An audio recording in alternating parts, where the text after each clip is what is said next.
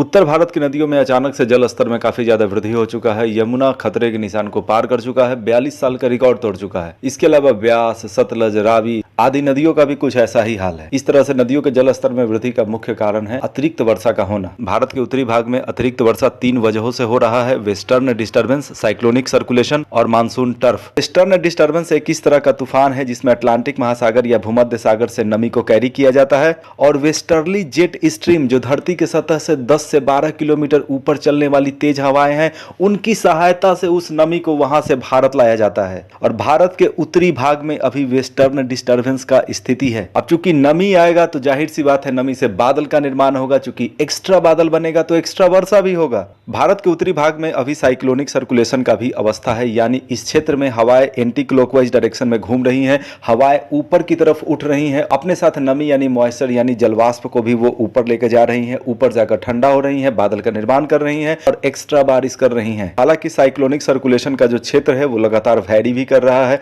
कभी उत्तराखंड के आसपास ज्यादा इफेक्टिव हो जा रहा है, कभी हिमाचल प्रदेश के आसपास, कभी दिल्ली के आसपास, तो कभी किसी अन्य क्षेत्र में। मानसून टर्फ, चूंकि भारत के उत्तरी भाग में मानसून का आगमन हो चुका है, मानसून के दौरान ही किसी क्षेत्र में एक स्पेशल कंडीशन कभी कभी पैदा होता है। यह कंडीशन अभी भारत के उत्तरी भाग में पैदा हो चुका है। इसको कहा जाता है मानसून टर्फ। इसमें हवाएं एक जगह पर इकट्ठा होती हैं, लो प्रेशर एरिया बनता है, हवाएं ऊपर की ओर नमी को लेकर उठना शुरू करती हैं, ऊपर जाकर यह नमी बादल का निर्माण करता है। चूंकि ये जो प्रोसेस चल रहा है सामान्य मानसून के अलावा चल रहा है, इस वजह से एक्स्ट्रा बादल का निर्माण होगा और एक्स्ट्रा वर्षा होगा। यमुना नदी को अगर देखा जाए तो इसका शुरुआत उत्तराखंड के उत्तरकाशी जिले में यमुनेत्री नामक ग्लेशियर से होता है। वहां पहाड़ों से वो तेज ढाल के साथ उतरना शुरू करता है और उसका ये ढाल लगभग हथनीकुंड बैराज के आसपास तक रहता है। उत्तराखंड के क्षेत्र में चूंकि यमुना नदी का ढलान काफी ज्यादा है, एक्स्ट्रा बारिश होने की वजह से उसमें एक्स्ट्रा पानी आ चुका है। अब इस एक्स्ट्रा पानी और तेज बहाव की वजह से अपर्दन यानी कटाव को भी वो ज्यादा तेजी से कर रहा है। चूंकि जंगल कटते जा रहा है तो इस वजह से नदी के आसपास के क्षेत्र में जो मिट्टी है उसका कटाव हो रहा है, क्योंकि मिट्टी पर ग्रिप बनाने वाले, मिट्टी को पकड़ने वाले पेड़ पौधों की संख्या तेजी से घटते जा रहा है। अगर पेड़ पौधों की संख्या ज्यादा रहता तो कटाव कम होता, जिस वजह से मलबा, गाद, सिल्ट आदि कम नदी में आता। दोस्तों, ये जो तस्वीर आपको दिख रहा है ये दिल्ली के किनारे यमुना नदी का तस्वीर है। यहाँ पर आप देख सकते हैं पानी के अलावा कितना ज्यादा कीचड़ है, गंदगी है, सिल्ट है। तो अपर्दन के कारण पानी में बहुत सारी चीजें मिक्स है। यमुना नदी में तो जल का स्तर बढ़ा ही है, साथ ही साथ इसका जो बेसिन है, इसका जो कैचमेंट एरिया है, यानी जिन जिन छोटे छोटे नदियों और नालों का पानी यमुना नदी में आता है वहां भी जल का स्तर काफी बढ़ चुका है। और चूंकि उन सबका पानी यमुना में ही आना होता है, इस वजह से यमुना में और एक्स्ट्रा पानी आ चुका है। हथनी कुंड का नाम आपने जरूर सुना होगा। हथनी कुंड में एक बैराज है। बैराज एक्चुअली नदी के डायरेक्शन में बनाया जाने वाला एक अवरोध होता है जिसमें ढेर सारे फाटक होते हैं और कितना फाटक खोलना है अब वो डिपेंड करता है कि नदी में कितना पानी आगे छोड़ना है। हथनी कुंड बैराज को चूंकि यमुना नदी के बहाव के दिशा में ही बनाया गया है, चूंकि यमुना नदी में पानी का बहुत ज्यादा मात्रा बढ़ चुका है।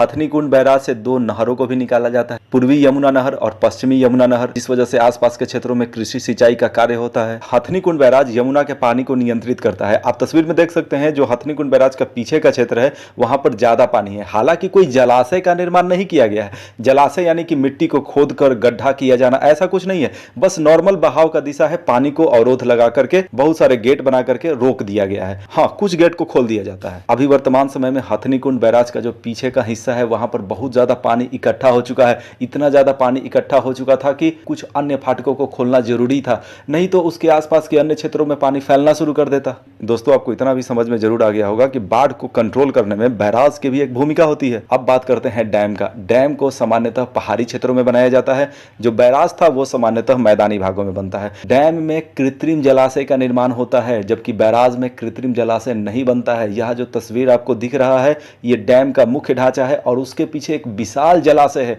यानी कि गड्ढा कर करके बहुत बड़ा जलाशय बनाया जाता है। कई किलोमीटर तक वो फैला हुआ होता है और ऐसे जलाशयों में पानी को इकट्ठा करने का क्षमता भी काफी ज्यादा होता है। तो आप इससे समझ सकते हैं कि बाढ़ को नियंत्रित करने में इसका भी एक भूमिका होता है। दिल्ली जो एक मेट्रोपॉलिटन सिटी है वहां बाढ़ का खतरा मंडरा रहा है। लार्ज पिक्चर को अगर देखा जाए तो पूरे उत्तर भारत में लगभग हजारों करोड़ का नुकसान हो चुका है। गरीबों ने एक एक पैसा इकट्ठा कर घर बनाए थे। गरीबों के कई सारे घर नष्ट हो चुके हैं, कई बड़े इमारतें ढह चुकी हैं। आपने वीडियो जरूर देखा होगा। बहुत सारे ब्रिजेस, पुलों को भी नुकसान पहुंचा है, कई पुल बह चुके हैं। तो ये जो कुछ भी अभी चल रहा है, क्या ये प्राकृतिक प्राकृतिक है या इसमें मानव की भी भूमिका है? देखिए, प्राकृतिक तो है ही नो डाउट, लेकिन मानव का भी रोल इसमें बहुत ज़्यादा है। पूरे यमुना नदी की अगर बात किया जाए, उसमें भी मुख्यतः मैदानी भाग में यमुना नदी के तलहटी में बहुत ज़्यादा गाद बैठा हुआ है, यानी बहुत ज़्यादा सिल्ट बैठा हुआ है, लाखों टन सिल्ट बैठा हुआ है। तो क्या उस सिल्ट को निकालना जरूरी नहीं है? यमुना नदी से अगर इस सिल्ट को निकाल दिया जाता तो शायद आज ऐसा समस्या नहीं आता।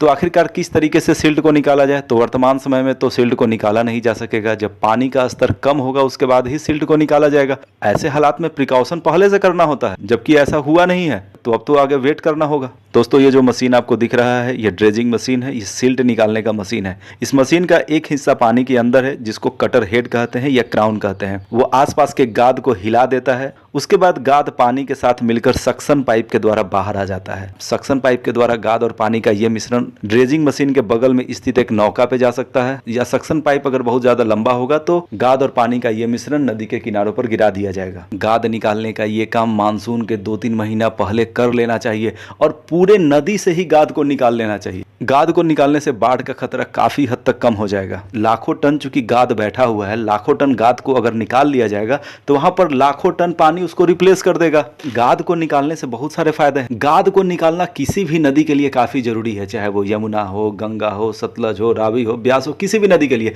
इससे जल परिवहन को फायदा मिलेगा। एग्जाम्पल से समझने का प्रयास करें। केरल में नारियल पानी का कीमत है 10 रुपए, पटना में वो मिलता है 60 रुपए। इसका मुख्य कारण क्या है? इसका मुख्य कारण है रोडवे से ट्रांसपोर्ट किया जाता है उसको। ट्रक का भाड़ा लगभग 1 लाख रुपए होता है। अगर पानी के मार्ग से उसको लाया जाए तो किराया 10 गुना कम होगा। जब नदियों से गाद को निकाला जाएगा तो इस गाद का इस्तेमाल चिमनी भट्ठे वाले कर सकेंगे। चिमनी भट्ठे वाले ईंट बनाने के लिए किसानों से जमीन खरीदते हैं और उस जमीन में मिट्टी का कटाव करते हैं, वो जमीन बंजर हो जाता है। तो इस गाद का इस्तेमाल अगर ईंटों को बनाने में होगा तो किसानों का जमीन भी बंजर नहीं होगा। दिल्ली जैसे शहरों को बाढ़ से बचाने में स्पंज सिटी कॉन्सेप्ट भी काफी इंपॉर्टेंट रहेगा। स्पंज यानी फोम।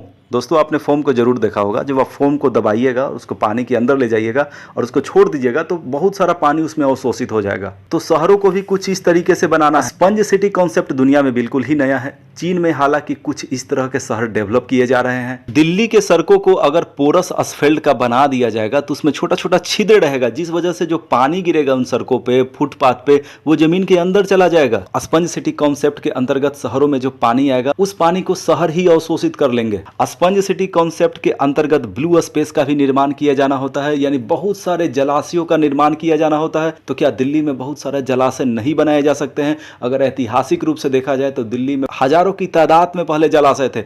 अब जलाशयों की संख्या लगातार घटते जा रही है। ये जलाशय जल को कैरी करने में मेन भूमिका निभाते हैं। स्पंज सिटी कॉन्सेप्ट के अंतर्गत ग्रीन स्पेस का निर्माण किया जाना होता है। ग्रीन स्पेस यानी बहुत सारे गार्डन्स को लगाया जाएगा, आर्टिफिशियल फॉरेस्ट को लगाया जाएगा। इसके अलावा बहुत सारे वेटलैंड्स का निर्माण होगा। हमारे भारत में पहले बहुत सारा वेटलैंड्स हुआ करता था। पिछले 30 वर्षों में 40% वेटलैंड्स कम हो चुका है। सालाना 2 से 3% का रेट से वेटलैंड्स घट रहा है। तो दिल्ली में अगर बहुत सारे वेटलैंड्स का निर्माण किया जाए जो पहले था, तो बाढ़ की समस्या से निपटने में बहुत कारगर उपाय होगा ये। दोस्तों, अब आपके मन में ये सवाल भी होगा कि आखिर वेटलैंड्स यानी आर्द्र भूमि होता क्या है? आर्द्र भूमि जमीन का एक ऐसा टुकड़ा होता है जहां लगभग सालों भर 2 फीट 4 फीट पानी का जमाव रहता है, जहां पर जलकुंभी और इस तरह के छोटे वनस्पति होते हैं, मछली, कछुआ, घेंगे जैसे छोटे जलीय जीव होते हैं। और ऐसा नजारा आपने कभी न कभी अवश्य ही देखा होगा। दिल्ली जैसे महानगरों को बचाने में बांध की भी बहुत ज्यादा महत्वपूर्ण भूमिका होती है। बांधों का निर्माण सामान्यतः नदी से कुछ दूरी पे किया जाता है। हमारे देश में हर साल बांधों का निर्माण होता है, लेकिन सामान्यतः आपने सुना होगा कि बांध टूट गए। इसका बहुत सारा कारण हो सकता है, नदी का तेज बहाव भी कारण हो सकता है, लेकिन एक बहुत बड़ा कारण होता है कि उसमें सीमेंट बालू का जो रेशियो है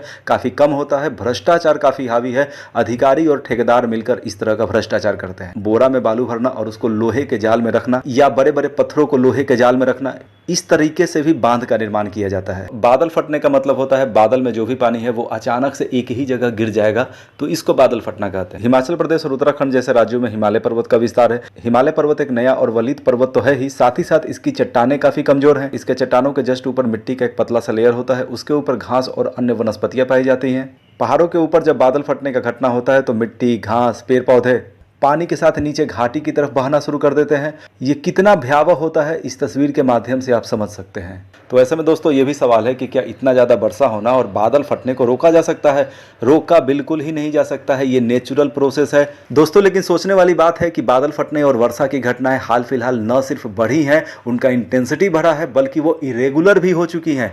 तो इसको ठीक करने का एक ही उपाय है, ग्लोबल वार्मिंग को कम करना, जिसमें भारत अपना भूमिका तो निभा रहा है, लेकिन जो पश्चिमी देश हैं, पश्चिमी यूरोप के देश, अमेरिका, ग्लोबल वार्मिंग को कम करने में वो लोग अपनी भूमिका नहीं निभा रहे हैं। भारत के इन पहाड़ी राज्यों में भूस्खलन को कम करने के लिए क्या किया जा सकता है? भारत के इन पहाड़ी राज्यों में इंफ्रास्ट्रक्चर काफी तेजी से बढ़ते जा रहा है। इस क्षेत्र में बड़ी संख्या में पेड़ पौधों को काटा तो जा ही रहा है, साथ ही साथ बिल्डिंग्स, होटल, रेस्टोरेंट, आवासीय बिल्डिंग आदि का भी तेजी से निर्माण हो रहा है।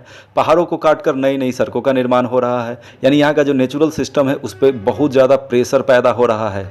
किया क्या जा सकता है? किया ये जा सकता है कि पर्यटन गतिविधियों पर नियंत्रण रहे, जिस वजह से इंफ्रास्ट्रक्चर का निर्माण कम हो और ओवरऑल इंफ्रास्ट्रक्चर को कम डेवलप किया जाए, ये बहुत ही जरूरी है। इसके अलावा और क्या किया जा सकता है दोस्तों? उपाय के तौर पर इन पहाड़ी राज्यों में फाइकस प्रजाति के पौधों को लगाया जाए। फाइकस प्रजाति के पौधों के एग्जाम्पल हैं बर, बरगद, पीपल, गूलर, पाकर आदि। इनकी जो जड़ें होती हैं, सरफेस रूट्स होता है, ये अंदर नहीं जाती हैं, ऐसा भी अंदर जा ही नहीं पाएगा पहाड़ों पे, और ये फैलकर पहाड़ों और मिट्टी पर एक मजबूत ग्रिप बनाता है। इसके अलावा इन पहाड़ी राज्यों में बांस को भी बड़ी संख्या में लगाना चाहिए। बांस की भी जो जड़ें होती है मिट्टी को काफी मजबूती के साथ ग्रिप करता है। भूस्खलन को कम करने में विलायती घास यानी ट्रैप घास भी बहुत इंपॉर्टेंट है। विलायती घास की जड़ें मिट्टी को मजबूती के साथ पकड़े रहता है। ऐसा नहीं है कि बादल फटने पे ये घास मिट्टी सहित बाहर नहीं आ सकेगा, हाँ, संभावना को जरूर कम करेगा। विलायती घास 5 से 7 फीट ऊंचा होता है और ये दुधारू पशुओं के लिए काफ़ी फायदेमंद होता है। और भारत के इन पहाड़ी राज्यों में लोगों के जीविकोपार्जन में पशुपालन एक महत्वपूर्ण भूमिका निभाता है। दोस्तों इस तरीके से उत्तर भारत के क्षेत्र में अभी जो कुछ भी हो रहा है, जो प्राकृतिक आपदाएं आ रही हैं,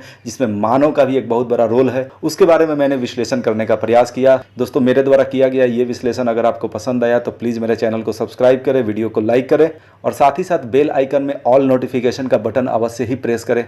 थैंक यू, जय हिंद, वंदे मातरम। मिलते हैं एक नए वीडियो टॉपिक के साथ।